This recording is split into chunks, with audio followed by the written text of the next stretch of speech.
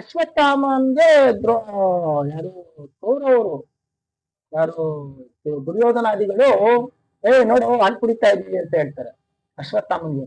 ಅವನು ಹೋಗಿ ಅವ್ರ ತಾಯಿ ಹತ್ರ ಕೇಳ್ತಾನೆ, ಅಮ್ಮ ನನ್ಗೆ ಹಾಲು ಕೊಡು ಅಂತ.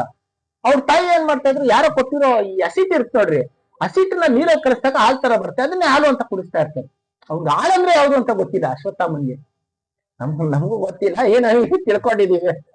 ಆ ಆಮೇಲೆ ಅವ್ರಿಗೊಂದ್ಸಲಿ ಹಾಲು ನಿಜವಾದ ಹಾಲು ಕುಡಿಸ್ಬಿಡ್ತಾರೆ ಯಾರು ದುರ್ಯೋಧನಾದಿಗಳು.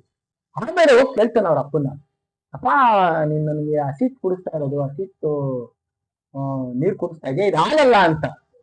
ಆಮೇಲೆ ಅವಾಗ ದ್ರೋಣಾಚಾರ್ಯರು ಇವರು ಒಂದು ಏನು ಭಿಕ್ಷಾಟನೆ ಇದೆಯಲ್ಲ ಅದನ್ನ ಬಿಡೋದು ಅವ್ರು.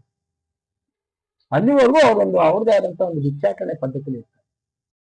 ಆ ರೀತಿ ಸಾಧನೆ ಮಾಡಿ ಅದಕ್ಕೆ ಅಲ್ಲೇನು ಪುಣ್ಯಚೇತನರು ಆದುದರಿಂದ ನಿಶ್ಚಯವಾಗಿಯೂ ಮುಂದಿನ ಜನ್ಮದಲ್ಲಿ ಅವರು ಆಧ್ಯಾತ್ಮಿಕ ಶರೀರವನ್ನು ಪಡೆಯುವರು. ಮುಂದಿನ ಜನ್ಮದಲ್ಲಿ ಅವ್ರಿಗೆ ಆಧ್ಯಾತ್ಮಿಕ ಶರೀರ ಸಿಗುತ್ತೆ, ಮುಂದೆ ಇದ್ದೇ ಇರ್ತಾ. ಅದಕ್ಕೆ ಮುಂಚೆ ಶ್ಲೋಕನೇ ದೇಹ ಎಲ್ಲ ತಿಳ್ಕೊಂಡು ಒಂದಕ್ಕೊಂದು ಕನೆಕ್ಟಿವಿಟಿ ಇದೆ.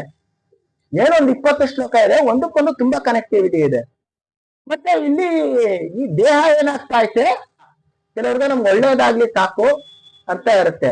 ಯಾಕಂದ್ರೆ ಭಗವದ್ಗೀತೆ 2ನೇ ಅಧ್ಯಾಯದಲ್ಲಿ ಕೊನೆಯಲ್ಲಿ 40ನೇ ಶ್ಲೋಕದವರೆಗೂ ಭಗವಂತ ಆತ್ಮಜ್ಞಾನವನ್ನು ಕೊಡ್ತಾನೆ. ಆಮೇಲೆ ಅದನ್ನ ಏನ್ ಮಾಡ್ತಾನೆ, ಬೇರೆ ರೀತಿ ತಗೊಂಡೋಗ್ತಾನೆ, ಅದನ್ನ ಯೋಗದ ರೀತಿಯಲ್ಲಿ ತಗೊಂಡೋಗ್ತಾನೆ. ಆ ಯೋಗದ ರೀತಿಯಲ್ಲಿ ತಗೊಂಡೋಗ್ಬೇಕಾದ್ರೆ ಏನ್ ಮಾಡ್ತಾನೆ, ಇವಾಗ ಕೆಲವ್ರಿಗೆ ಮುಕ್ತಿ ಬೇಕು, ಕೆಲವ್ರಿಗೆ ಬೇಡ.